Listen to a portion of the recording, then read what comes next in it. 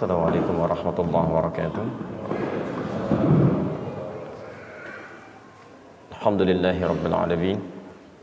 Assalatu wassalamu ala rasulillahil karim wa ala alihi wa sahbihi ajma'in. Amma ba'd. Fa ya ibadallah, usi nafsi wa iyyakum bi taqwallahi faqad fazal muttaqun. Fala tamutunna illa wa antum muslimun. Faqala ta'ala ya ayyuhalladzina amanu taqullaha haqqa tuqatih ولا تموتن إلا وأنتم مسلمون وقال يا أيها الناس اتقوا ربكم الذي خلقكم من نفس واحدة وخلق منها زوجها وبث منهما رجالا كثيرا ونساء واتقوا الله الذي تساءلون به والأرحام إن الله كان عليكم رقيبا. Saudara-saudariku dan pemirsa Akhir TV, Madani TV dimanapun Anda berada, alhamdulillah kembali kita diberikan kesempatan oleh Allah Subhanahu wa taala untuk menjalani aktivitas kehidupan kita di hari ini.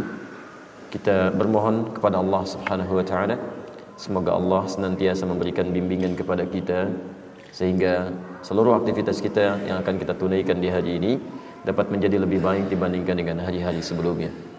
Dan itu tidak mungkin bisa kita lakukan dengan baik kecuali seperti pernah kita bahas dalam kesempatan malam tadi, kita rencanakan amalan-amalan yang akan kita kerjakan, kemudian kita ikhtiarkan dengan baik dan kita cek yang kemarin-kemarin untuk kita sempurnakan di hari ini. Bila teman-teman kemarin belum sempat menunaikan solat berjamaah 5 waktu, maka rencanakan hari ini saya tunaikan berjamaah dengan 5 waktu. Anda kemarin belum sempat tunaikan di masjid, hari ini Anda petakan zuhur Anda akan solat di masjid mana, asar Anda akan jamaah di masjid mana, sampai dengan isyanya.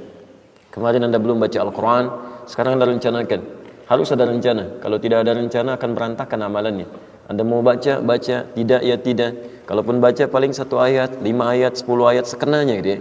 Tapi kalau Anda punya rencana hari ini, saya mesti baca 1 juz, saya mesti baca 2 juz, saya baca setengah juz, maka Anda akan petakan. Ya, 1 juz misalnya pertama, taruhlah misalnya 141 ayat ya. Dibagi kemudian ke dalam 5 waktu sholat misalnya, ya, maka Anda temukan misalnya bilangan-bilangan tertentu yang dengan itu Anda bisa bagi, ya, 140 Anda bagi kepada 5 bagian, berapa jadinya? Nah, ayo cepat. 28 ayat dibagi 2 berapa? 14. Masya Allah, sebelum sholat, setelah sholat. Sebelum sholat 14 ayat, setelah sholat 14 ayat, kan? Itu terasa lebih mudah. Maka sampai malam Anda dapatkan 1 juz. Ya, kalau Anda tidak bacakan sebelum sholat, bacakan setelah sholatnya. 14 ayat yang Anda belum bacakan sebelum sholat, setelahnya Anda bacakan. Bahkan Anda bisa bagi lagi dengan amalan-amalan sunnah. Tidak harus dibagi kepada 2 bagian. Ada yang bisa Anda bagi sebelum duha, setelah duha, sampai malamnya. Dan itu indah dia. Ya, 14 ayat berapa menit yang Anda investasikan untuk membacakan itu. Ya, Masya Allah. Dan semoga Allah Subhanahu wa taala memberikan kemuliaan kepada kita dan kemudahan-kemudahan dalam merencanakan dan mengeksekusi amalan-amalan yang telah kita tetapkan itu. Teman-teman sekalian, alhamdulillah subuh ini diberikan nikmat kita oleh Allah Subhanahu wa taala. Jazakallahu khair. Menunaikan salat berjamaah. Semoga Allah menerima salat yang telah kita tunaikan dan kita teruskan dengan kajian kita hari ini yang temanya cukup menarik. Saya diberikan tema untuk membahas tentang temanmu, syafaatmu di hari kiamat. Bahasan ini seperti biasanya dalam mengurai kajian-kajian kita, harus kita coba cari dulu ya, dasar-dasar argumentasinya dalam Al-Quran, dalam hadis-hadis Nabi SAW. Ya, siapa yang dimaksud dengan teman di sini? Karena Anda banyak jenis teman di dalam Al-Quran yang disampaikan. Kemudian Anda katakan temanmu syafaatmu. Apa itu syafaat? Jangan-jangan selama ini kita selalu bicarakan tentang syafaat, tapi maknanya pun belum kita pahami dengan baik ya. Baru kemudian di akhir kita coba satukan 2 kata ini sehingga dengan itu melahirkan kalimat teman yang bisa menjadi syafaat. Ya. Baik. Kita memiliki waktu yang sangat terbatas di subuh ini, hanya 1 jam ke depan. Karena itu coba kita akan maksimalkan dengan baik, termasuk kalau ada waktu nanti tersisa, kita coba bahas beberapa persoalan-persoalan yang mungkin nanti ditanyakan atau yang tadi malam yang belum sempat terjawab dari beberapa persoalan yang disampaikan. Baik, kita mulai dulu dengan bahasan kita. Saya akan sedikit lebih banyak berdiri ya, dan untuk bisa menuliskan sehingga bisa terlihat beberapa turunan ya. Bismillah. Baik, kita mulai dengan bahasan utama kita. Temanmu adalah syafaatmu itu ya. Baik, mari kita lihat. Anda berikan judul temanmu syafaatmu ya.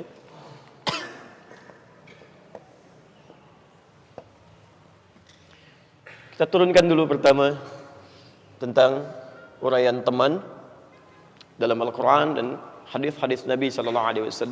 Saya lebih senang demikian ya. Kalau ada dalam Al-Quran, dalam hadis itu lebih mulia, lebih bagus ketimbang kita mencari pendapat-pendapat lain. Karena apa yang telah Allah sampaikan, yang Nabi kemudian tafsirkan dari situ, itu yang terbaik ya, yang bisa kita jadikan acuan. Ini pertama. Kemudian kita turunkan yang kedua nanti pengertian syafaat, dan yang ketiga baru kita sambungkan dua makna ini. Bagaimana seorang teman bisa menjadi syafaat dalam kehidupan kita di akhirat nanti.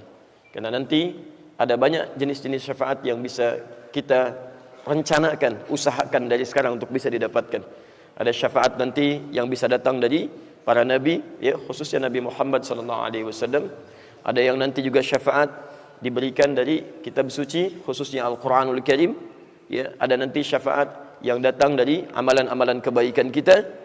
Ada nanti syafaat yang datang dari teman-teman sekitaran kita, dan puncak syafaat adalah rahmat Allah Subhanahu wa taala yang diberikan langsung kepada hamba-hamba terpilih. Nah, dari mana yang Anda ingin usahakan? Setidaknya saat di dunia bisa kita pilih.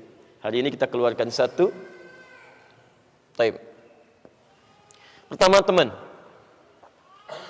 Dalam bahasa Arab setidaknya ada 4 sampai 5 jenis teman. Dan Anda harus peka kapan istilah ini digunakan. Karena orang Arab saat bicara, ya, orang-orang Arab fasih itu, ketika mereka memilih kata, diksinya akan sesuai dengan konteksnya. Ya. Kalau orang Arab sekarang barangkali pada umumnya agak menyampaikan bahasa-bahasa sifatnya masih umum dia. Tapi orang-orang Arab dulu itu sangat menjaga kosakata dia. Jadi apa yang mereka maksudkan ingin disampaikan, pilihan katanya akan sesuai dengan konteksnya. Muqtadal hal istilahnya. Ya. Misal kita turunkan satu, ada yang disebut dengan zamil, zamilun, jama'nya zumala. Taib. InsyaAllah saya enggak hapus ini ya. Kedua, ada yang disebut dengan sadiqun, sadiq, jama'nya asdiqa.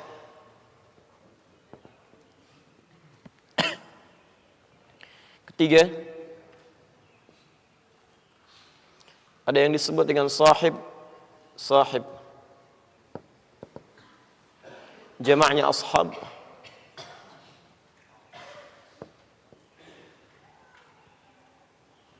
Kemudian yang keempat, ada dalam bentuk kata majazi, kiasan, karimun. Ya. Kalau antum belajar sastra, ilmu balaghah, nanti ada salah satu bait syair di masa jahiliyah, karimun mata amdahuhu amdahuhu. Kan? Baik, ada karim. Jamaknya bisa karama. Kemudian yang terakhir bisa akhun atau ukhtun kalau perempuan. Jamaknya ikhwatun, ikhwah. Kalau ini dipecah lagi, ke sini menjadi ikhwan, ini jadi akhwat perempuannya, akhwat. Ada 5 jenis teman yang setidaknya seringkali dimunculkan atau disebutkan dalam kosakata bahasa Arab dan praktek komunikasi mereka. Ini kita turunkan dulu, jadi nanti teman-teman kalau Anda ke Arab dipanggil dengan salah satu ini, kita bisa paham artinya. Jelas ya? Baik. Ya, kita mulai satu-satu. Bismillah. Zamil atau zumala, jamaknya zumala. Zamilun, ya, jamaknya zumala. Kalau disebutkan zamil, zamil artinya biasanya digunakan untuk menyebut teman secara umum. Ya, teman secara umum. Walaupun asal katanya menunjuk pada teman yang menenangkan dan menyenangkan. Ya, teman yang menenangkan dan menyenangkan. tenang, senang, membuat nyaman. Makanya kadang-kadang dalam bahasa Arab tidak hanya manusia, perangkat-perangkat kehidupan pun yang kadang membuat kita lebih tenang, lebih nyaman menggunakannya. Itu orang Arab sering gunakan kata zamil sebagai kiasan.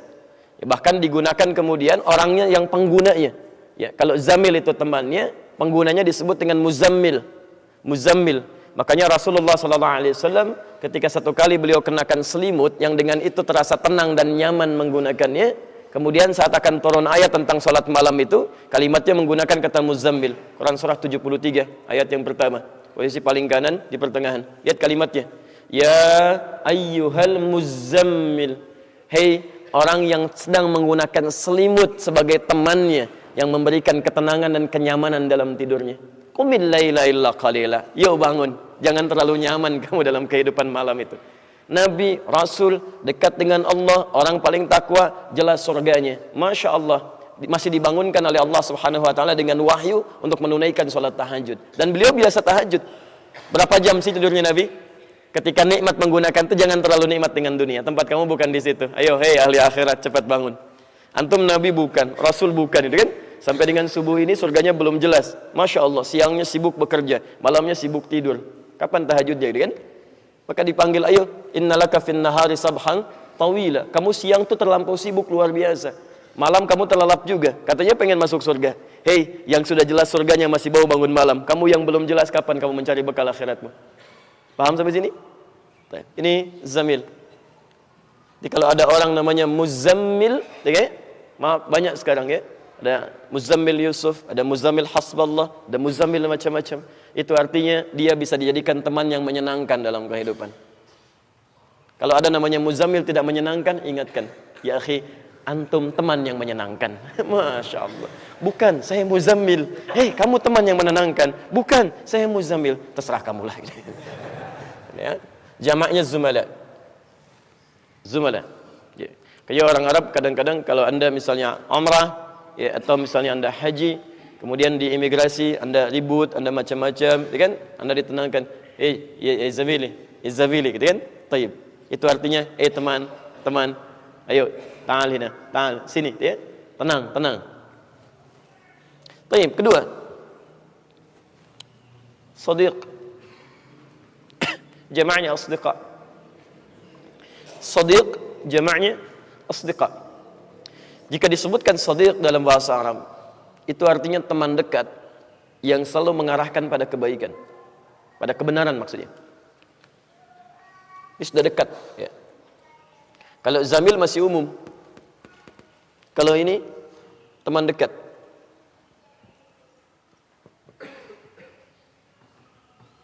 Perhatikan bagaimana jelinya orang Arab menunjukkan sesuatu, ya, melekatkan makna di dalamnya untuk membedakan dengan makna yang lainnya. Tidak sekedar dekat, tapi juga dia membawa pada kebaikan, sesuatu yang benar, sesuatu yang benar. Dari kata as-sidq asalnya, dari kata as-sidq. As-sidq. Kalau pemilik ini, as-sidq artinya sesuatu yang benar. Ya. Pemiliknya disebut dengan shadiq. Fokus. Pemiliknya, pemilik sifat benar, ya, yang selalu berjalan di tracknya. Dia nggak mau keluar dari sesuatu yang salah. Mohon maaf, dia kerja ikut aturan yang benar.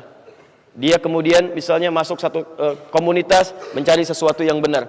Ya, dia mau kenakan pakaian dengan benar. Dia keluar dari masjid mau pakai sendal dengan benar. Yang punya dia pakai, yang bukan dia tinggalkan. Tayyib. Ya, jika anda misalnya menemukan orang yang seperti ini, orang ini disebut dengan shadiq. Kalau anda berteman dengan orang itu, kemudian ada hubungan yang lekat dengan anda, sampai selalu anda diluruskan pada yang benar, itu namanya shadiq. Nih. Temannya disebut dengan shadiq. Shadiqun. Anda berjalan, kemudian bercanda misalnya, ngajak canda teman, ya.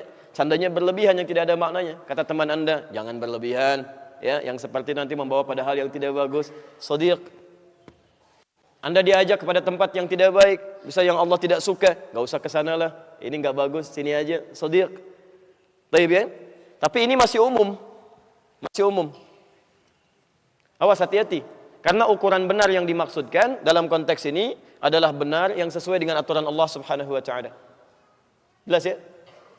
Kadang ada orang membawa kepada sesuatu yang benar tapi keluar dari aturan Allah Subhanahu wa taala. Ya, secara umum aturan dunia benar.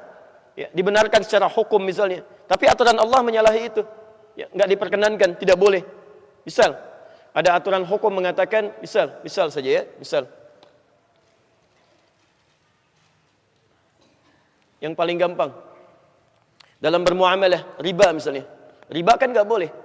Paling kecil misalnya tukar-tukar uang di jalan tuh. Kalau musim-musim hari raya, ya, musim-musim pasca Ramadan, kan ada yang nawar-nawarkan uang gitu. Yang recehan-recehan itu kan, tukar pak gitu kan. Secara umum kelihatan boleh.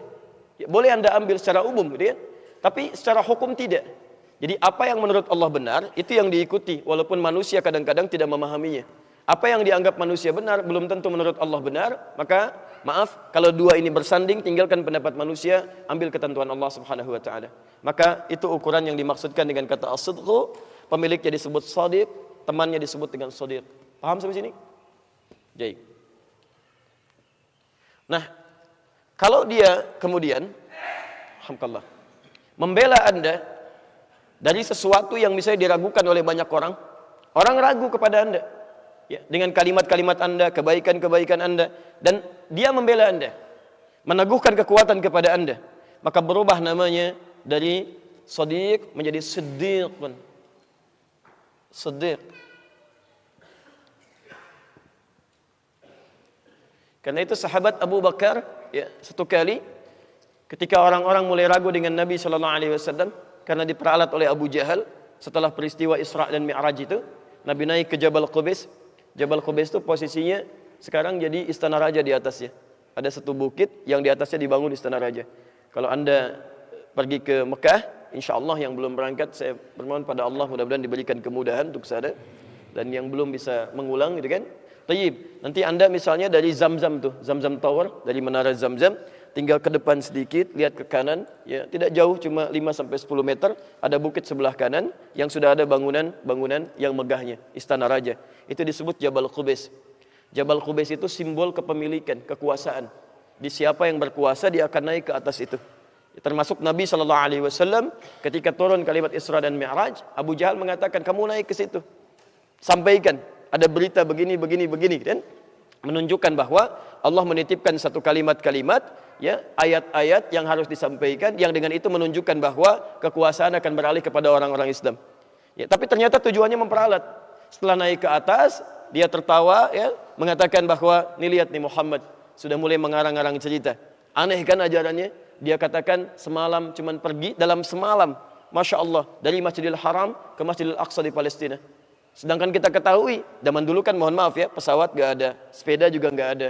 Berapa jaraknya dari Masjidil Haram ke Masjidil Aqsa? Ya, dari Madinah ke Palestina saja, itu satu sehari 2 malam pakai bis tuh.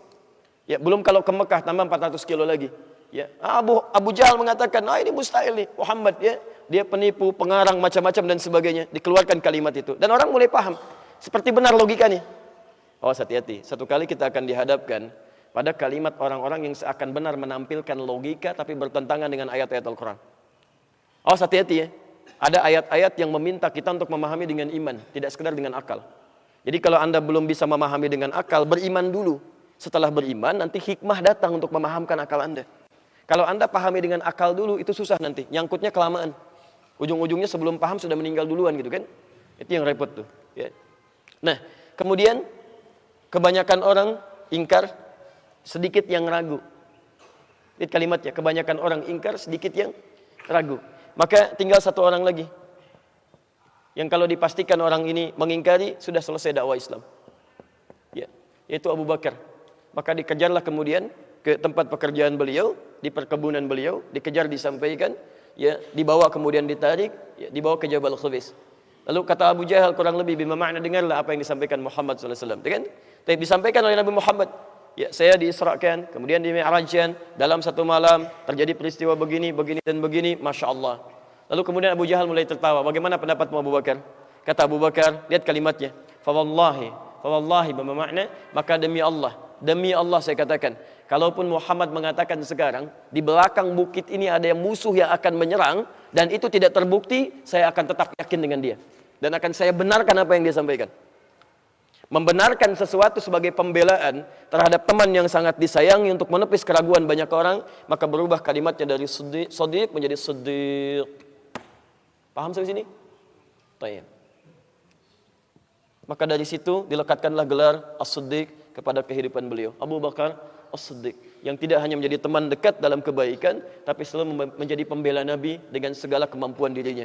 Entah itu dengan fisiknya, terlebih dengan hartanya, yang banyak kisah tertuangkan di situ dan luar biasa. Di satu saat mungkin antum bisa gali sirah sahabat ya. Nanti kita bahas bagaimana tahunya kan Anda hijrah, Abu Bakar menemani Nabi dari Mekah ke Madinah. Pernah nggak bahas di jalannya terjadi seperti apa? Tidak banyak orang tahu kalau beliau sering gelisah, kadang ke depan, kadang ke belakang, kadang ke kanan, kadang ke kiri. Ya Abu Bakar, apa yang kamu lakukan? Ya Rasulullah, saya takut ada anak panah di depan, saya akan menjadi tameng bagi Anda, biar saya yang kena duluan. Ya Rasulullah, saya ke belakang, takutnya ada tombak dari belakang, biarkan saya yang kena duluan. Sampai kemudian ketika lekat ke Gua Thur itu, tidak seketika langsung masuk ke dalamnya. Ya, beliau lemparkan dulu batu ke dalamnya. Apa yang kamu lakukan untuk mengecek ada binatang buas atau tidak? Setelah itu kosong, tidak ada respon. Nabi mau masuk, tahan ya Rasulullah, dia masukkan tangannya begini. Kenapa engkau masukkan? Untuk mengecek lebih dalam lagi, gitu kan? Nabi hanya mengecek kecintaannya kepada Nabi SAW. Sampai di dalam tidak ada orang yang paling sedih, paling menangis, gitu kan? Kecuali Abu Bakar. Sampai turun ayat di sini untuk memuji bagaimana kecintaannya kepada Nabi SAW. La tahzan innallaha ma'ana, gitu kan? Jangan kamu, tahzan itu kan menangis, bukan sedih. Ingat ya, sudah ada kalimat, sudah ada air mata, sudah ada dumu' di situ. Udah ada keluar, walaupun tidak harus misalnya kemudian air mata itu keluar dengan kalimat-kalimat yang lain atau perasaan-perasaan yang menghadirkan suara. Kalau itu sudah dibuka namanya, bukaun. Ya, jadi kalau buka itu artinya tangisan yang mulai pecah, yang mulai melahirkan isak. Kalau sudah terisak-isak itu sudah ada suara. Tapi kalau hazan itu kesedihan yang dalam yang bisa meneteskan air mata. Jadi saking kalau nggak ada musuh tuh udah keluar tuh tangis itu kan. Cuman karena ada musuh dia jaga tuh. Ya saking dijaganya beliau tapi keluar air mata. Bagaimana kalau ini terjadi kan? Kenapa? Kalau sudah musuh melihat ke bawah, sudahlah selesai kita. Kan? Yang dikhawatirkan bukan dirinya, Rasulullah SAW. Ini As-Siddiq. Itu lain waktu kita bahas lah ya. Kemudian selanjutnya sahib.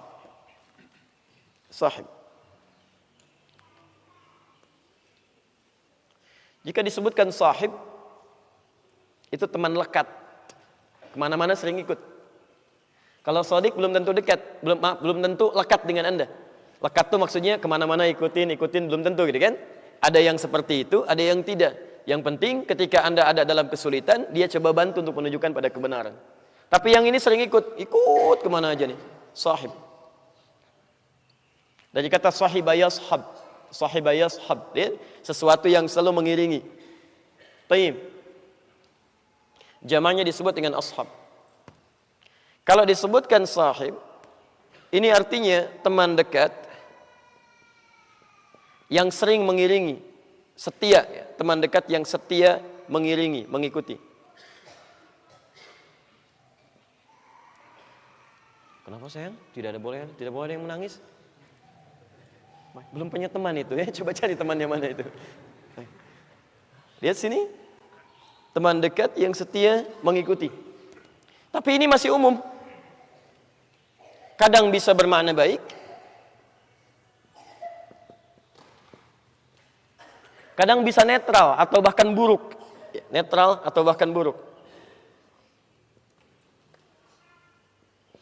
Ada yang sifatnya baik, kemana-mana diikutin, diberikan nasihat, tunjukkan pada yang baik-baik, gitu kan? Tapi tidak sedikit juga. Yuk ikut yuk, kemana? Ikut, Masya Allah traktiran ikut, makan-makan ikut, gitu kan? Jalan-jalan ikut, Masya Allah maksiat juga ikut, ya. Ini yang jadi masalah nih. Ada yang begitu, ada sahib ini. Kita ambil contoh di Quran aja misalnya kan? Quran surah ke-18 Al-Kahf. Ayat 32 sampai ayat ke-40. Dari posisi paling kanan, di pertengahan agak ke bawah sedikit, sampai yang paling kiri, ke atas sampai dengan ke tengah lagi. Kalau Anda buka ayat 34-nya, 32 ini kisahnya sampai ayat ke-40. Ada dua orang diberikan contoh oleh Allah Subhanahu wa taala, ya. Dua orang laki-laki yang melakukan pertemanan sampai akrab luar biasa, ya. Wadrib lahum mathalan rajulaini ja'alna li ahadihima dan jannataini. kami tampilkan contoh kehidupan persahabatan tentang dua orang. Yang satu di antara keduanya kami berikan harta yang sangat banyak. Masya Allah. Diberikan kebun-kebun yang luas, yang indah, yang rindang. Apa yang terjadi? Di ayat 34-nya. Kemudian dia berkata kepada temannya. Faqala li sahibihi, dia berkata kepada temannya, lihat, ana aktsaru minka malan, ya wa azzu nafara. Lihat nih harta saya. Lumayan nih banyak daripada kamu. Kamu kapan kayaknya seperti ini? Jadi ada teman dekat, yang satu biasa-biasa saja, yang kedua kaya.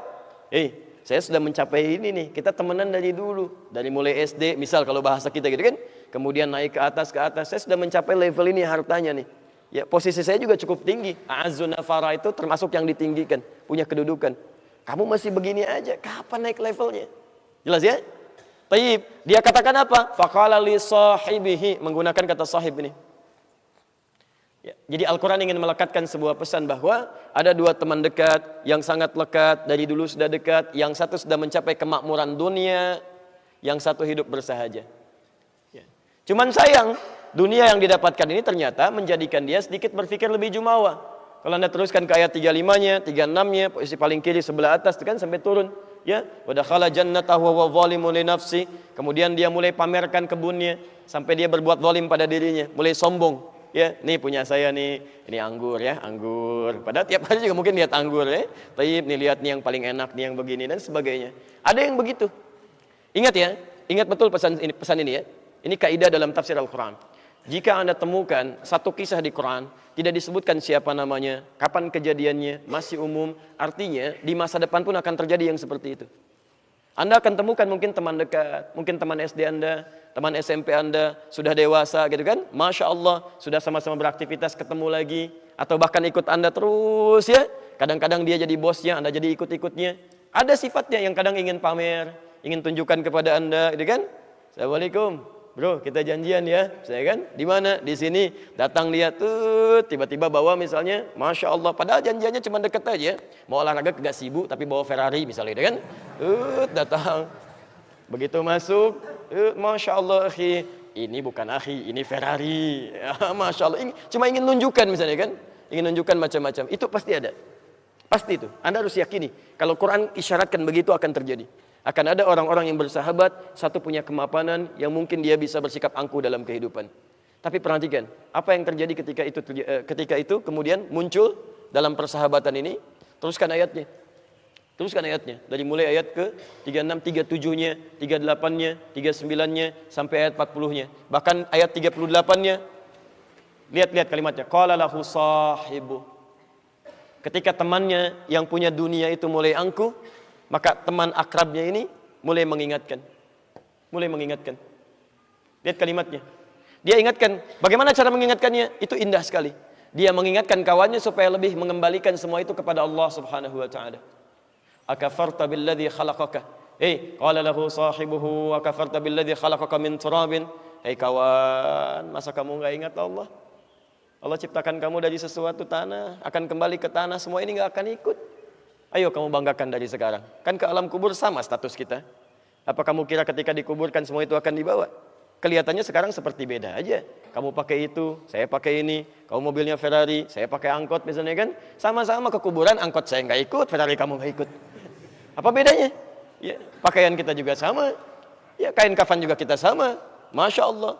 Kamu silakan pakai aja, nggak ada masalah, kamu silakan. Di dunia kamu pakai kotak-kotak, saya pakai kain putih. Saya sama aja ketika meninggal kain kafan saya putih, kain kafan kamu bukan kotak-kotak gitu kan. Jangan tafsirkan yang lain ya. Jangan tafsirkan yang lain. Saya cuma isyaratkan saja ya. Isyaratkan saja, hati-hati. Hati-hati. Oh, ini agak sensitif ya. Pulang dari sini jadi tersangka nanti saya. Kita cuma kasih contoh, bukan yang lain-lain ya. Karena sekarang ada orang-orang yang kadang-kadang suka rumit memahami urusan. Padahal ya, isyarat Quran dan Sunnah itu mudah gitu kan. Tapi dia persulit kan. Wah ini Islam kita itu, Islam Indonesia, Islam khas, Masya Allah. Khas, sampai dimunculkan ini jangan, misalnya taruhin jangan ke Arab-Araban, pakai yang menggunakan misalnya pakaian kita itu gak ada masalah sih. Ya budaya Arab ya gak harus kita pakai, silahkan aja itu umum kok, silahkan. Tapi kalau ayat-ayat Quran, hadis ingin jadikan kepribadian, masa dilarang? Itu kan tuntunan gitu kan. Jangan Anda katakan misalnya, oh ini Islam Indonesia khas, pakaiannya pakai sarung gitu kan, atasnya pakai batik, ininya pakai belangkon, silakan, gak ada masalah gitu kan. Itu gak ada masalah, tapi jangan dibawa ke nuansa syariat. Nanti besok-besok Anda katakan, wah, Islamnya Arab makannya kurma, Masya Allah, sunnahnya kurma, silakan aja, gak ada masalah. Islam Indonesia jengkol misalnya kan, silakan aja.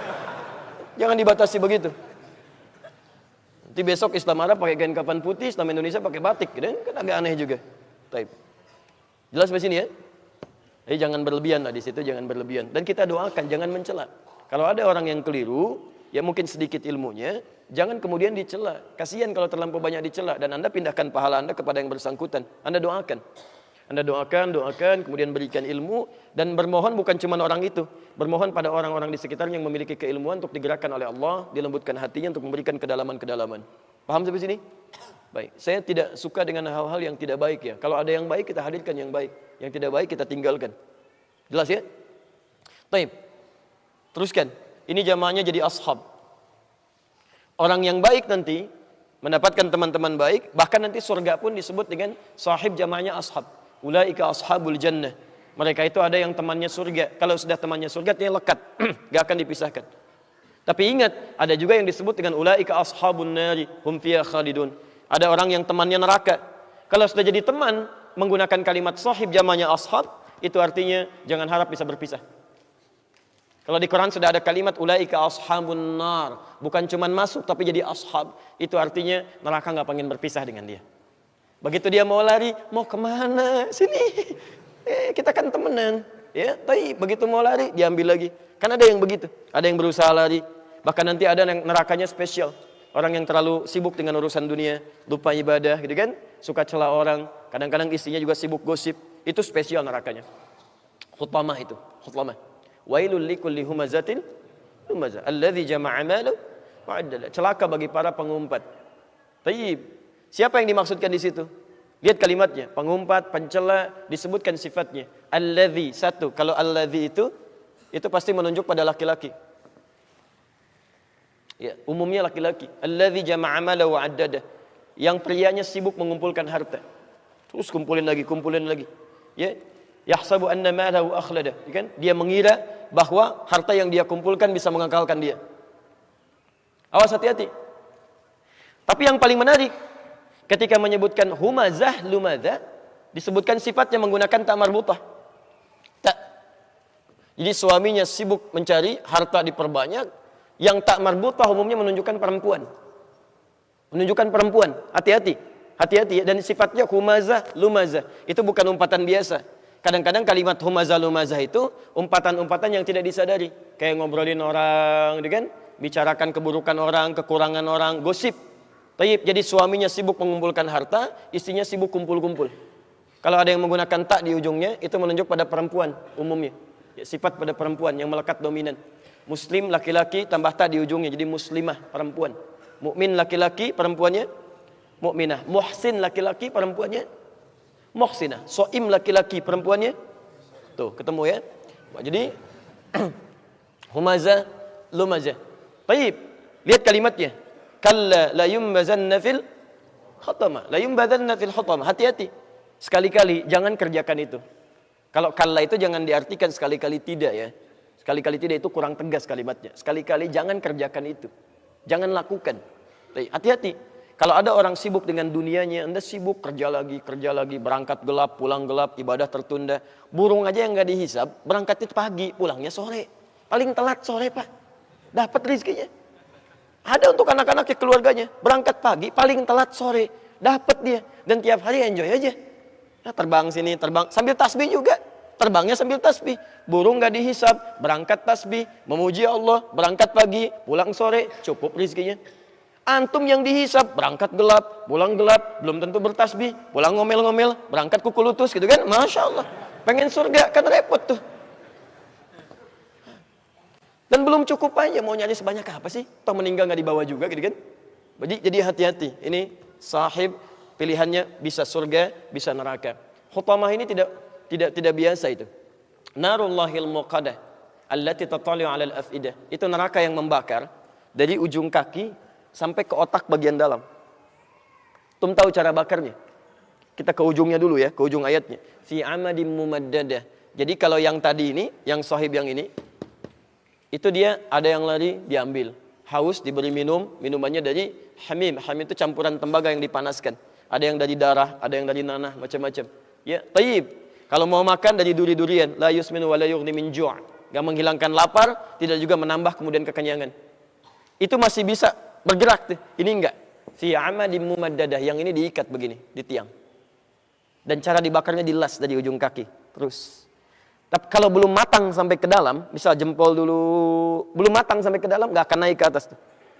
Jadi begitu sudah matang, dalamnya hancur, naik ke atas, ini sembuh lagi terus sampai ke otak. Ke otak ya. Tattali'u 'alal afidah. Ya, kalau bahasa kitanya begini, ini isi otak kamu apa sih saat di dunia? Yang dipikirin dunia lagi, kumpulin sampai lupa dengan akhirat. Salat gak dikerjakan, orang lain ngejar salat sunnah malam-malam, sampai dengan malamnya kamu yang fardu aja diabaikan demi mengejar dunia. Apa isi otak kamu? Yuk kita angetin tuh ke dalam terus. Bakar sampai habis. Ini. Tapi Anda mesti hati-hati. Karena penghuni neraka ini sudah diintai saat di dunia kalau dia gak mau bertobat. Innaha 'alaihim musadah. Diintai, dilihat nih. Kamu teman saya nih, siap-siap ya. Kalau nggak taubat tuh, begitu sampai ke sana sudah nggak akan dibiarkan. Hei teman, sini, saking dekatnya dengan saya jangan pergi, saya ikat ya. Baik. Ini poinnya. Karim.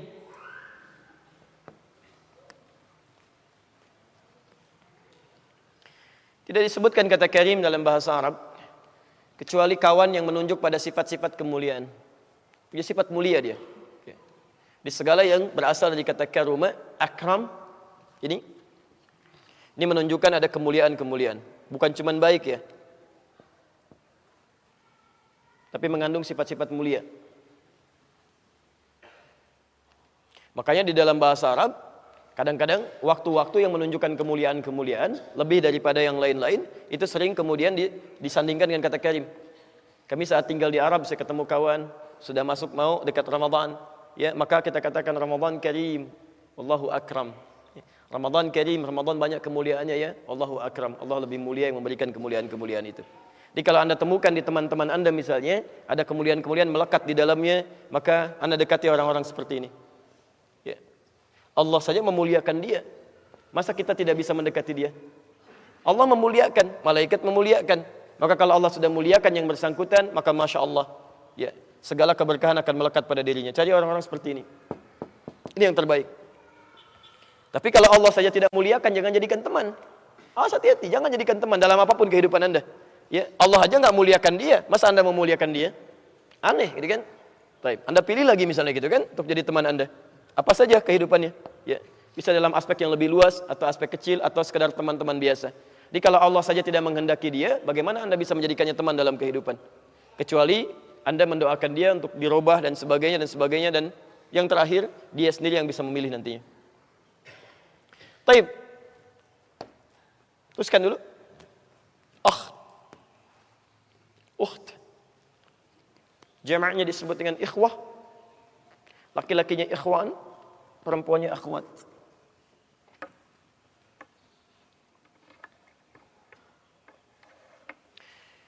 Kalau disebutkan kata al-akh untuk laki-laki, kemudian ukht untuk perempuan, itu tidak hanya sekedar teman, tapi teman yang dilukiskan memiliki nilai persaudaraan seperti saudara kandung seayah.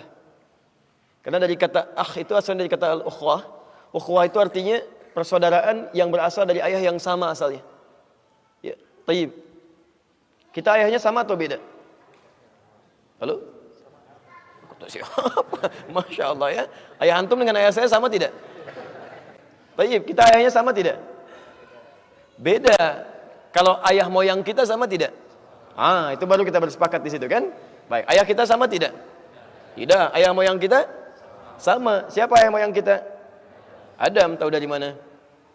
Taib ya, sudah ada itu sudah kita jelaskan dulu ya. Supaya enggak terlampau lama. Taib, ayah moyang kita Nabi Adam alaihissalam. Turun ke bawah, makanya kita disebut Bani Adam. Disebutkan 7 kali dalam Al-Quran. Ya Bani Adam, Ya Bani Adam, Ya Bani Adam. Al-Quran surah 7 ayat 31 itu. Ya Bani Adam, khudhu zinatakum inda kulli masjid. Ya Bani Adam, la yaftinnakumus syaitan. Ya Bani Adam, anak cucunya Adam. Karena itulah kemudian, ketika orang-orang mulai banyak keturunan Adam saling berselisih, ada yang saling melukai,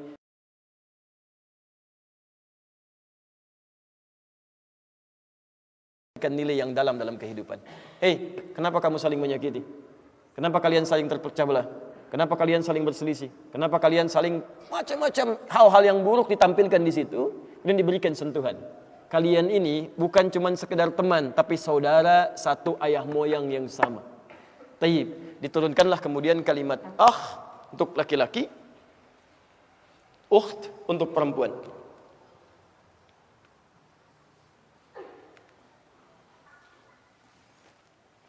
Kalau Anda ingin jadikan misalnya teman saya, saudara saya atau saudari saya, ingat kalau disebutkan konsekuensinya bukan cuma jadi teman, tapi Anda perhatikan orang itu seperti Anda perhatikan saudara seayah Anda.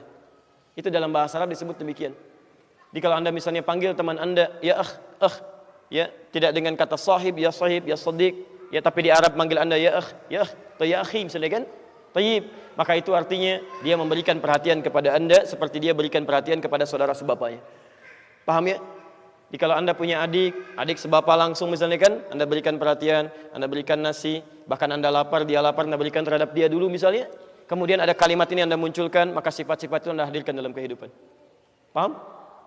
Kalau laki-laki dipanggil kalau menunjuk kepada kita, saya misalnya, maka tambah i di ujungnya. Ya, cepat ya.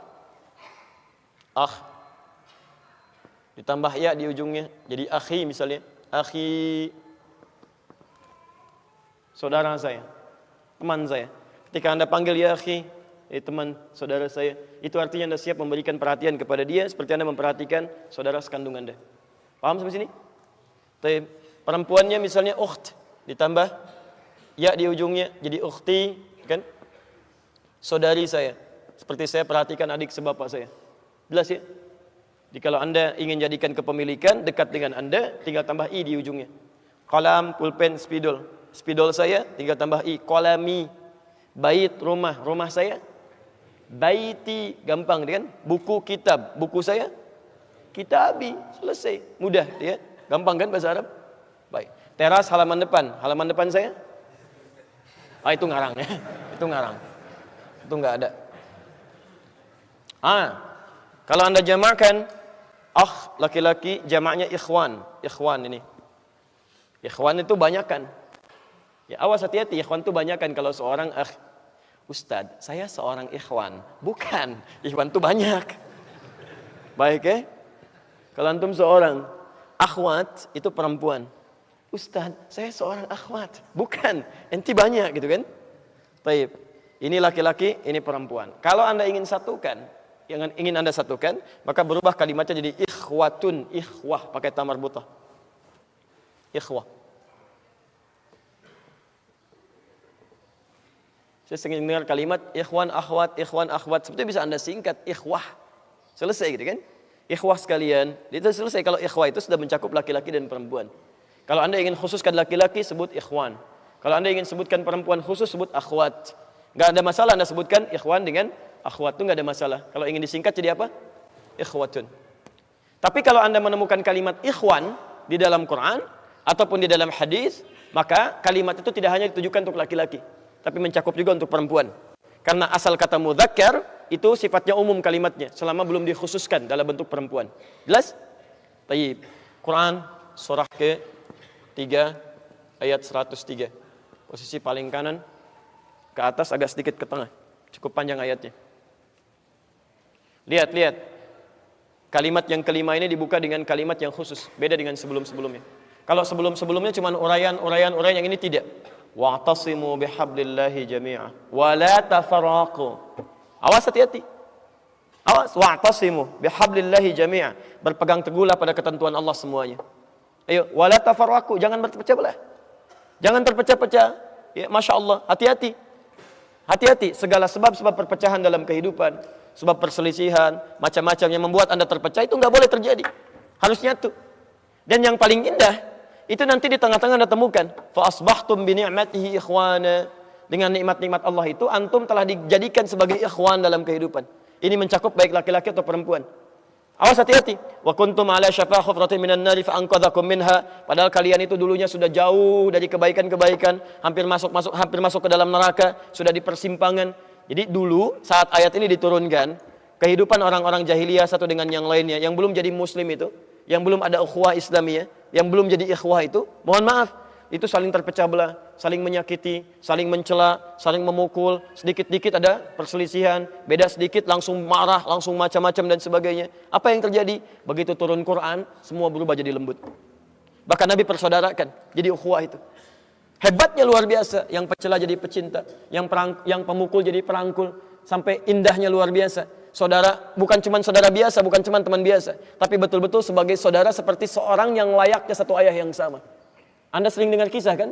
Bagaimana orang-orang yang kelaparan diberikan makanan didahulukan padahal dia pun lapar. Orang yang kehausan diberikan minuman padahal dia pun haus. Dan kisahnya banyak di Quran. Sampai turun Quran surah ke-59 ayat 9 sampai 10 itu. Wa yu'thiruna 'ala anfusihim walau kana bihim khassasah.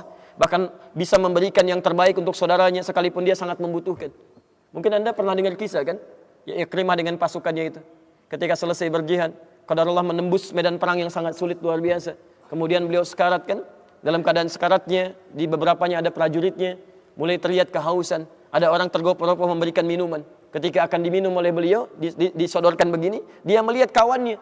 Cuman level rendah, tapi melihat dia kehausan. Yang dikejar komandannya melihat, ini prajurit saya nih. Dia juga butuh butuh minuman, dia kehausan. Apa yang terjadi? Tolong berikan dia duluan. Huwa dan gitu ya. Tapi begitu diberikan kepada temannya melihat lagi yang lain, tolong dia duluan. Begitu akan diberikan, lihat lagi, tolong dia duluan. Begitu teman yang keempat, nunjuk lagi pada komandannya, tolong beliau duluan. Begitu akan diberikan, ternyata meninggal dunia. Dikejar yang satu meninggal dunia, kejar yang satu meninggal dunia. Keempat-empatnya tidak ada yang minum. Hanya ingin memberikan yang terbaik untuk saudaranya. Anda bisa bayangkan, sahabat mulia, dekat dengan Allah, berjuang dengan Nabi, wafatnya syahadah, bahkan dalam syahidnya masih mementingkan kepentingan orang lain untuk dirinya, daripada dirinya. Ada orang sahabat bukan, tabi'in bukan, kerabat Nabi juga bukan. Masya Allah, hidupnya jauh dari Nabi SAW. Gitu kan? Wafatnya belum tentu syahid. La haula wa la quwata illa billah. Semua dipentingkan untuk dirinya sendiri. Ya, sahabat Nabi Qurannya sama, hadisnya sama, Nabinya sama sampai dengan sekarang. Dulu orang pencela jadi pecinta, pemukul jadi perangkul, yang keras jadi lembut. Kenapa orang sekarang Qurannya sama, hadisnya sama, Nabinya sama? Ya tiba-tiba bisa jadi kasar, jadi pencela, kemudian jadi pemukul dan sebagainya. Ada yang salah di situ. Ya. Dan dia gunakan kalimat di sini ikhwan dan akhwat. Ikhwan, akhwat, akhi, ukhti. Tapi menyalahi kaidah Qurannya. Karena Qurannya mengatakan ketika Anda menyebut ikhwan, akhwat, ikhwah, itu wa'tasimu bihablillah wala tafarraqu. Ya, selesai kalimatnya jami'an semuanya. Jangan satu-satu itu. Jadi nggak boleh kemudian terjadi ada orang-orang Islam, seharusnya nggak boleh saling berselisih, kan? Saling mencela, saling macam-macam. Padahal pegangan Qurannya sama, hadisnya sama. Ada yang salah pasti di situ. Pasti ada yang keliru. Karena kalimat persaudaraan Islam itu dibuka dengan kalimat ikhwah. Dan kalimat ikhwah itu fa asbahtum bi ni'mati ikhwana. Ya kata Al-Qur'an, dengan nikmat Allah, kami sudah jadikan kalian itu satu saudara, teman yang menjadi saudara dalam kehidupan. Dan itu dibuka dengan kalimat, lihat kalimatnya, wa'tasimu bihablillah. Tapi itu syarat ya. Di sepanjang Anda berpegang dengan ketentuan Allah, maka persaudaraan ini akan bisa dibangun. Tapi kalau tidak berpegang dengan ketentuan Allah Subhanahu wa taala, maka sulit akan menemukan yang seperti ini. Ya, maka belajar dengan benar bagaimana Allah menurunkan kitab sucinya, seperti apa maknanya, pelajari oleh Anda. Kalau sudah pelajari dengan baik, tahu surganya, tahu nerakanya, tahu manfaatnya ibadah, tahu tentang pahala, tahu tentang harta tidak akan abadi, itu mudah kita memberi pada orang lain. Itu maksudnya. Jelas di sini? Baik. Terakhir, ada yang tidak saya sebutkan di sini, ini peran antagonis. Jadi kalau Anda ikut hukum Allah, maka sifat persaudaraannya temannya ukhuwah, laki-lakinya akh, perempuannya ukht, jamaknya ikhwan, ini akhwat, keduanya ikhwah. Bersatu dalam hukum Allah. Ya, bersaudara dalam hukum Allah. Jadi bukan dalam hukum biasa. Ya kalau bersaudara hukum biasa, jangankan orang Islam, non-Muslim juga bisa. Tapi orang-orang yang disebut ikhwah ini, walaupun dia dekat, sering membantu, baik, tapi tidak mengabaikan hukum-hukum Allah Subhanahu wa taala. Jelas di sini? Jadi ketika temannya datang, dia mau jamu, bukan karena dia mau datang, tapi karena Allah perintahkan. Ketika dia mau memberi, bukan karena dia butuh, tapi karena Allah perintahkan. Paham sampai sini? Ini yang dimaksud dengan ikhwan, dengan nikmat Allah Subhanahu wa taala. Maka kalau sudah seperti ini, hidupnya nikmat. Ada yang kedua, hati-hati, dekat juga hubungannya, tapi kedekatannya tidak dibangun dengan hukum Allah. tapi dibangun dengan syahwat yang mengikuti was-was ataupun bisikan-bisikan setan. Maka oleh Al-Quran diistilahkan pertemanan ini dengan nama qarinun, jamaknya qurana. Oh, hati-hati. Qarinun, jamaknya qurana.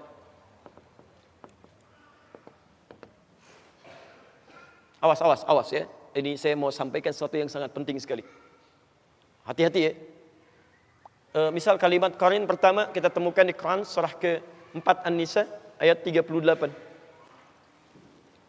Quran surah 4 ayat 38.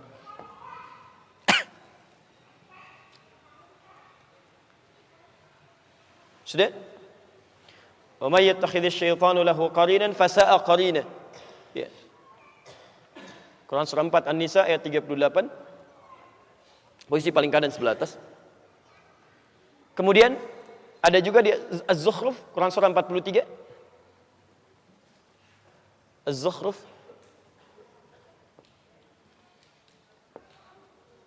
dari ayat 34 sampai ayat 36. Qur'an itu ada di Quran surah Fussilat. Fussilat ayat 25. Ini jamaknya Quran surah Fussilat ayat 25.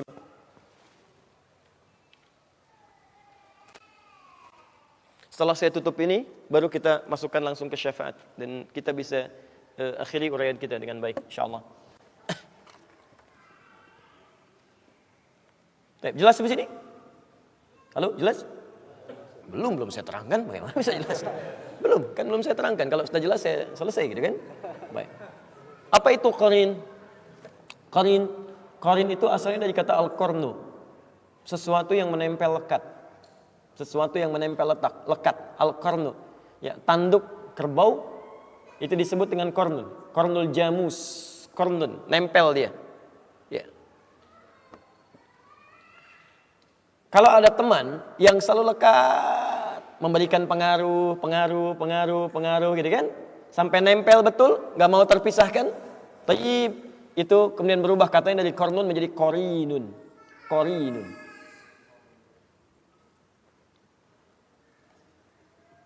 Nah, ada orang-orang yang menjadikan setan sebagai teman dekatnya, dan setan nggak mau berpisah dengan dia. Hati-hati ya. Makanya nanti kenapa setan disebut dengan qarin? Karena setan itu selalu pengen lekat dengan manusia seperti tanduk nempel pada kerbau. Ya, didekatin terus dan selalu membisikkan yang buruk-buruk. Ya, yang buruk-buruk, memberikan was-was macam-macam, ya dan sebagainya. Dan menariknya ada orang-orang yang secara dia tidak sadar nih. Dia tidak sadar, dia menjadikan pengaruh-pengaruh setan sebagai bimbingan untuk melakukan aktivitas.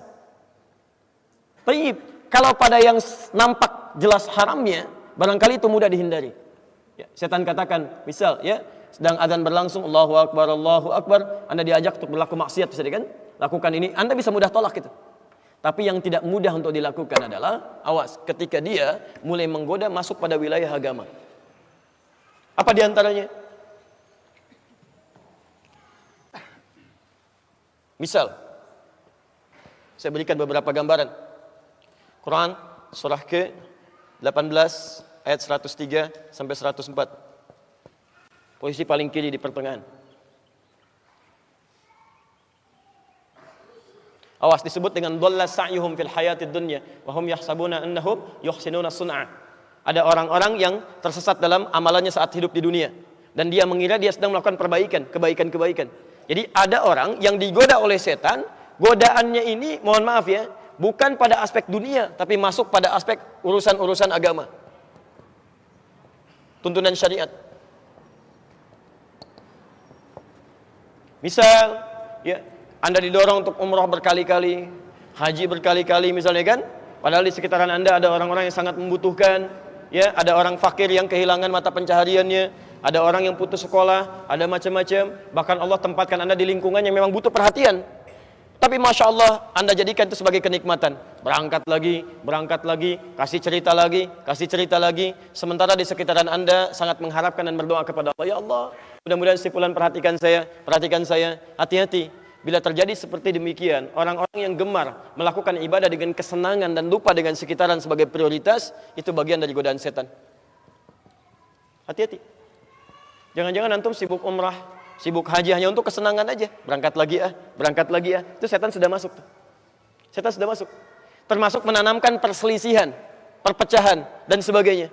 Ya, bahkan Nabi sampai mengingatkan, jangan sampai ada orang belajar, siapapun, orang yang belajar, man ta'allama ilman, siapa yang mempelajari satu ilmu, ya, la yuridu bihi, dia tidak meniatkan untuk pencariannya ini, ya, li ghairi wajhillah, selain kepada ridha Allah Subhanahu wa taala. Ya. Apa di antaranya? Ada yang belajar untuk mendebat orang lain, ada yang belajar untuk menjadikan dirinya hebat, ada yang belajar untuk dikenal, ada yang belajar untuk dinilai sebagai seorang alim. Kata Nabi, la yashtamu raihatal jannah. Dia tidak akan pernah mencium bau surga. Tidak akan pernah mencium bau surga. Hati-hati. Tidak sedikit orang-orang belajar hanya sekedar menampakkan, nih saya yang paling hebat dibanding dengan yang lainnya. Termasuk para ustadz juga, Anda harus sering doakan. Apa Anda kira mudah jadi ustadz? Tidak. Tidak. Riaknya mungkin ada di situ. Ingin banyak dikenal dengan jamaahnya, tidak ingin terpisah dengan jamaahnya, tidak ingin kehilangan jamaahnya, tidak ingin kehilangan popularitas. Itu tidak mudah. Tidak mudah. Makanya Nabi ketika akan berdakwah, yang turun pertama itu ayat dakwah, fikih dakwah dulu. Silakan lihat begitu turun surah Al-Mudaththir itu. Lihat di asbabul wurudnya, asbabul wurud hadisnya, asbabun nuzul ayatnya. Ada di hadis Al-Bukhari, nomor hadis yang keempat, posisi paling kanan sampai dengan kiri ke sebelah atas dari Jabir bin Abdullah. Ketika turun Quran surah Al-Mudaththir itu. Ya ayyuhal mudaththir, hei yang sedang berselimut, ya, Masya Allah, qum fa'anzir, sekarang mulai berikan peringatan. Apa kaidahnya? Wa rabbaka fakabbir, niatkan tulus untuk mengesahkan Allah, bukan yang lain. Ini artinya apa? Tidak sedikit orang-orang pendakwah yang ketika dia berdakwah niatnya bukan karena Allah, mungkin karena yang lain. Wa thiyabaka fatahhir, perbaiki penampilan. Wa rujza fahzur, hindarkan kata-kata yang buruk, yang kotor. Ya, betapa banyak orang-orang berdakwah menggunakan kalimat-kalimat kotor. Ada yang jorok, ada yang mengarang ceritanya untuk membuat orang lain tertawa. Tidak sedikit yang menjauhkan dari Allah. Semua agama itu sama, menuju pada Tuhan yang sama. Masya Allah, Nabi berjuang lebih daripada 20 tahun berjuang untuk menegakkan kalimat tauhid, untuk membedakan ini Allah, ini bukan, ini yang layak untuk disembah, ini dijauhi. Tiba-tiba datang orang membawa gelar tertentu, ya, menyebut dirinya ustadz, macam-macam, mengatakan semua agama sama. Bahkan ada yang masuk ke tempat ibadah orang lain mencela saudaranya semuslim, mengatakan ini keindahan Islam. Anda siapa sebetulnya? Ini kan aneh. Ini keindahan Islam tapi mencela saudaranya di tempat ibadah orang lain. Kurang sehat barangkali orang itu. Terlampau lelah mungkin. Jadi ada yang salah teman-teman, ada yang keliru gitu kan. Makanya coba cek, ya coba cek. Kalau Anda belajar pada sesuatu yang membuat Anda jauh dari agama, termasuk nanti lihat ayat itu akan turun deh, akan turun ya. Termasuk ada orang yang dikaburkan dalam urusan agama, dia merasa benar padahal banyak salahnya, ya, banyak salahnya. Saya berikan gambaran sederhana ya. Ketika Anda belajar Islam, tapi tidak membuat Anda tenang pada kepribadian Anda, itu ada yang salah di situ. Pasti ada yang salah. Anda belajar Islam tapi semakin jauh dari Allah, nggak tenang atau sibuk mikirin orang lain misalnya, itu pasti ada yang keliru. Ya surga sendiri aja belum jelas, udah mikirin orang lain. Ada yang fatal di situ. Nah, itu yang disebut dengan qarin. Nah, sekarang kita kembalikan, saya akhiri di sini. Siapa teman yang bisa memberikan syafaat? Dari semua teman ini, yang 5 ini, selain itu yang 1, siapa teman yang bisa memberikan syafaat? Halo? Saya ulang, siapa teman yang bisa memberikan syafaat? Wallahu alam enggak ada di sini, cuma 5 ini. Baik. Nah, mari kita lihat ya. Di antara teman yang bisa memberikan syafaat, coba kita hapus dulu sebentar ya. Baik. Boleh saya hapus yang ini? Alhamdulillah. Saya berakhir di sini, kita ambil hadis sekarang ya. Hadis riwayat Muslim nomor hadis 183 dari sahabat Abu Sa'id Al-Khudri, dan kita berakhir di sini. Radhiyallahu ta'ala anhu. Sudah? Sekarang perhatikan. Ini tafsir dari Quran surah ketiga ayat 103. Ini tafsirnya. Kalau Quran surah 3 ayat 103, mana yang disebutkan di antara kelima ini? Apakah zamil, sadiq, sahib, karim, atau ikhwan? Ikhwan. Quran surah 3 ayat 103, posisi paling kanan dari sebelah atas sampai dengan ke tengah. Fa asbahtum bi ni'matihi ikhwana. Bukan ashab, bukan karama, bukan asdiqa, tapi ikhwan. Ini poinnya. Yuk, sekarang kita lihat tafsirnya. Itulah sebabnya nanti banyak dipopulerkan panggilan ikhwan, akhwat, ikhwah, akhi, ukhti. Sebetulnya sasarannya ini. Ini poinnya. Ya. Bismillah. Qala Rasulullah sallallahu alaihi wasallam, bersabda Rasulullah sallallahu alaihi wasallam fi rawahu Abu Sa'id Al-Khudri, pada hadis yang diriwayatkan oleh sahabat Abu Sa'id Al-Khudri radhiyallahu taala anhu, qala, beliau menyampaikan, qala Rasulullah sallallahu alaihi wasallam bersabda, lihat kalimatnya, bima makna. Lihat, saya langsung ke ujung hadisnya saja karena ini cukup panjang sekali. Hatta idza khalasal muslimuna, hatta idza khalasal mu'minuna minan nar. Sampai ketika orang-orang beriman diselesaikan urusannya dari neraka. Maksudnya hisab. Ya, saat dihisab sudah dipisahkan nih. Orang beriman semua sudah masuk surga. Sudah siap masuk surga semua. Ya. Yang buruk-buruk masuk neraka. Sudah masuk ke neraka. Jadi kalau amalan Anda misalnya 50,001%, Masya Allah, maka Anda masuk ke dalam surga insya Allah. Lebih banyak amal baiknya. Tapi kalau amalan jelek Anda misalnya 50,001%, amal baiknya 49,99, masuk ke mana? Ke neraka. Walaupun cuma 0,01%. Yang jadi masalah sekarang 50%, amal baik 50, amal jelek 50. Masuk ke mana? Taib. Nah itu belum ke surga dan tidak ke neraka. Lihat kalimat saya, belum ke surga, tidak ke neraka. Disimpan di tempat yang tinggi, yang bisa teramati keduanya. Bisa melihat ke surga, bisa terdengar jerit neraka. Kalau lihat udah nggak kuat ke neraka. Terdengar jerit neraka. Ya, itu disebut dengan A'raf namanya, tempat tinggi yang bisa melihat keduanya. Disebut A'raf. Ya, makanya ada Quran surah Al-A'raf, Anda baca dari ayat 45-nya sampai dengan ayat ke-50-nya. Ada ashabul A'raf yang belum ke surga dan sangat ketakutan mendengar jerit-jerit neraka sehingga ingin mengharapkan rahmat Allah Subhanahu wa taala. Dia akan ditempatkan di situ di tengah-tengah nanti sampai selesai hisab. Begitu selesai hisab, dia memohon rahmat Allah, diberikan rahmat Allah, baru kemudian dimasukkan ke dalam surga.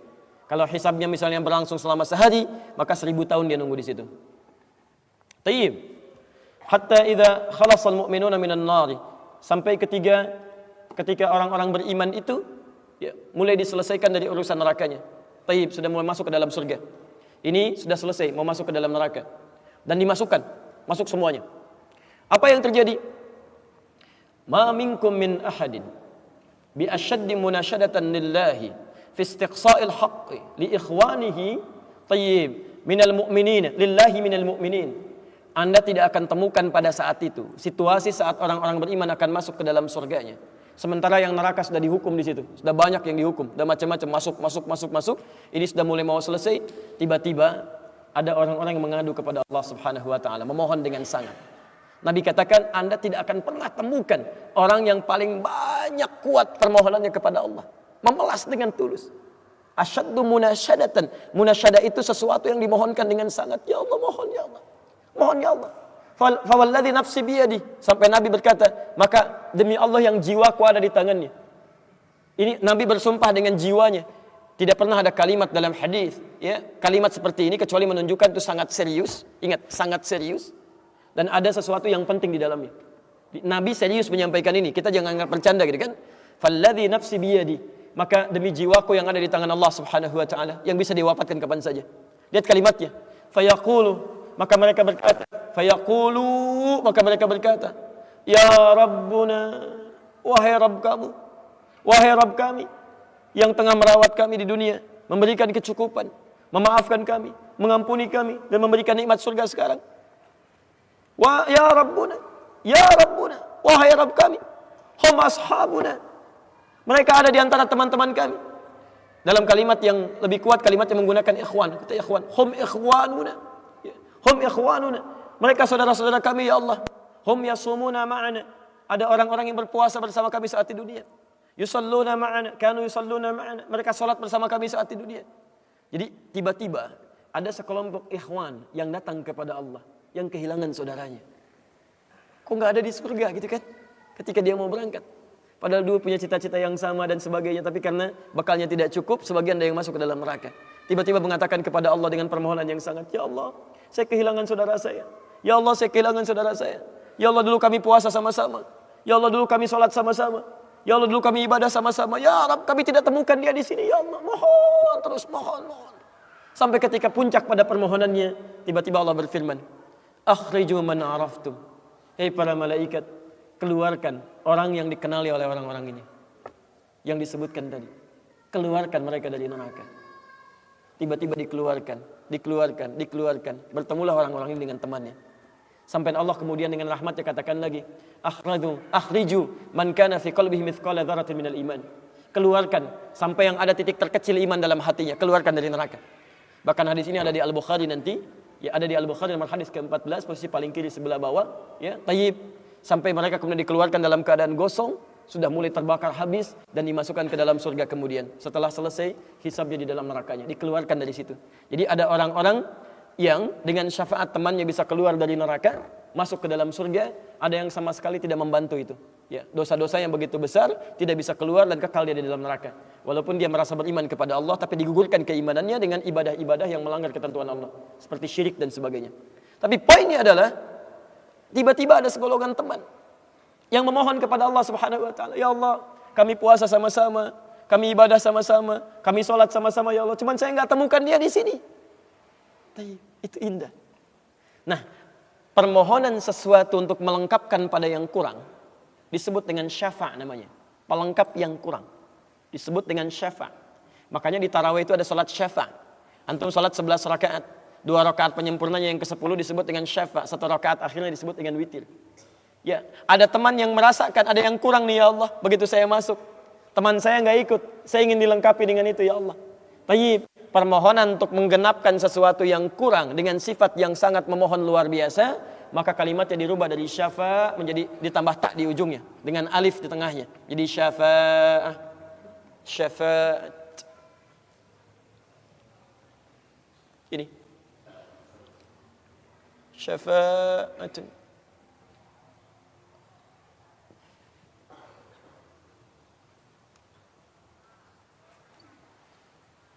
Permohonan